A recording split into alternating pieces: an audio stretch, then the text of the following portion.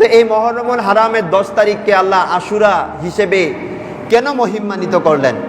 সফরেরও তো 10 তারিখ আছে, রবিউল আউয়ালের 10 তারিখ আছে, রবিউল সানি, এমনিভাবে আরো 11টা মাসের 10 তারিখ আছে না নাই? অবশ্যই আছে, কিন্তু ওই মাসগুলো তো আশুরা হিসেবে ফেমাস না। এই মহররমুল হারামের 10 তারিখ কেন আশুরা হিসেবে ফেমাস জানার দরকার আছে না নাই? এখন এই আশুরাকে কেন আশুরা করে নামকরণ করা হয়েছে এর বর্ণনা দিতে গিয়ে উলামায়ে কেরাম বলছেন, এই মহররমুল হারামের 10 তারিখ 10 জন নবীকে রব্বুল আলামিন স্পেশাল 10টা নিয়ামত দিয়েছিলেন। আল্লাহর 10 জন পয়গম্বরকে রব্বুল আলামিন 10টা গিফট দিয়েছিলেন, 10টা নিয়ামত দিয়েছিলেন। এই নিয়ামতগুলোর কারণেই দিয়েছেন 10 জন নবীকে, দিয়েছেন 10টা নিয়ামত। এই জন্যই মহররমুল হারামের এই 10 তারিখকে ইসলামের ইতিহাসে আশুরা হিসেবে নামকরণ করা হয়। জোরে পড়েন, আরো জোরে পড়েন সুবহানাল্লাহ। এখন কোন 10টা নিয়ামত আল্লাহ কোন 10 জন নবীকে দিয়েছেন জানার দরকার আছে না নাই? আসুন একটু জানি। 1 নাম্বার, রব্বুল আলামিন যেদিন আদম আলাইহিস সালামের তওবা কবুল করেছিলেন, তওবা কবুল করে আপনারা প্রত্যেকেই জানেন আদম আলাইহিস সালাম এক সময় জান্নাতের মধ্যে ছিলেন।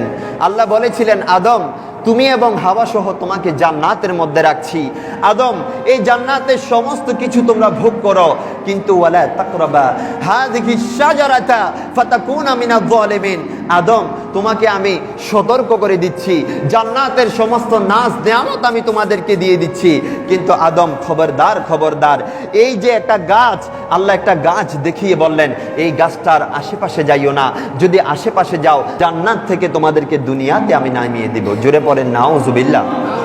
তো আদম আলাইহিস সালাম ওই গাছটার কাছে গিয়েছিল এবং দুনিয়ার জমিনে আদম আলাইহিস সালাম এসেছিল। তো আদম তো জান্নাত থেকে যখন দুনিয়ার মধ্যে এসেছে, জান্নাত থেকে দুনিয়া কি কারোর ভালো লাগবে? কথা বলেন না। আপনি ছিলেন জান্নাতে, হঠাৎ আপনাকে দুনিয়াতে নামাই দিল, আপনার ভালো লাগবে? কখনো ভালো লাগবে না।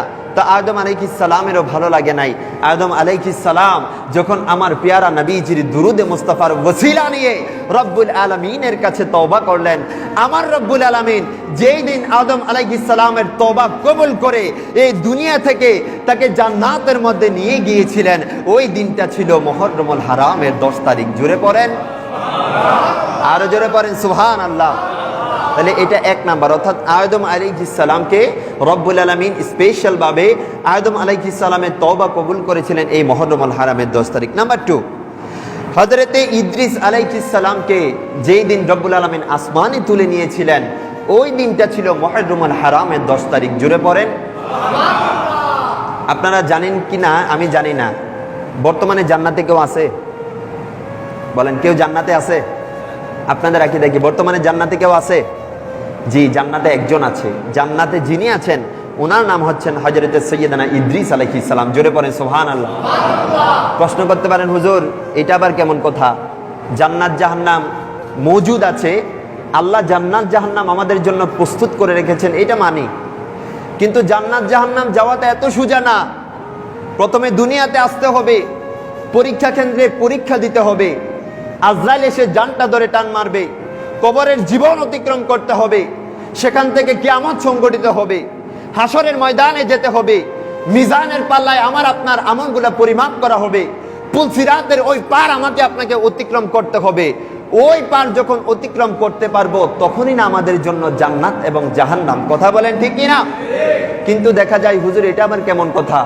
এখনো মৃত্যুও হইল না, জান্নাত হাসরের ময়দানও এখনো সাবেত হইল না, এখন ইদ্রিস আলাইহিস সালাম কিভাবে জান্নাতে? প্রশ্ন আছে না নাই? তো এই প্রশ্নের উত্তর ইনশাল্লাহ আমি এক জুমায় দিব, কারণ এই ঘটনা যদি আমি বর্ণনা করতে যাই আজকে পুরো সময় চলে যাবে।